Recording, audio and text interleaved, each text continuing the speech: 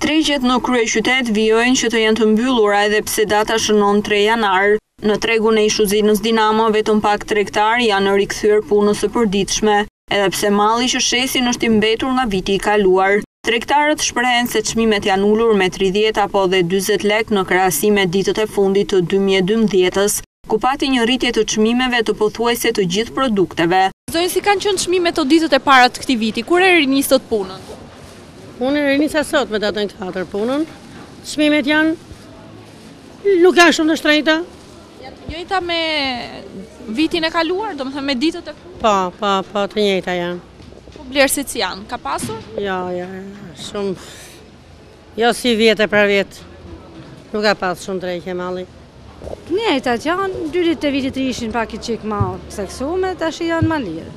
Sa të rikthyer se na ka ngel malli, nuk kemi shit shumë pak. Qënë çmimet të ditët e para të këtij viti, të njëjta apo kanë pësuar në një?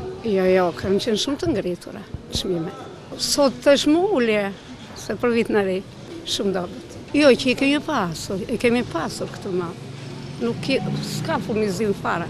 Pavarësisht se ka pasur ulje të çmimeve, blerësit vijojnë që të jenë të paktë këto ditët e para të vitit 2013. Sipas tregtarëve, kriza ekonomike i ka detyruar shqiptarët që të konsumojnë më pak. Në javët në vazhdim pritet që të ketë një tjetër rritje të çmimeve të frutave dhe perimeve, duke qenë se gjatë stinës së dimrit prodhimi vendas paksohet dhe në tregje mbizotron malli i importit.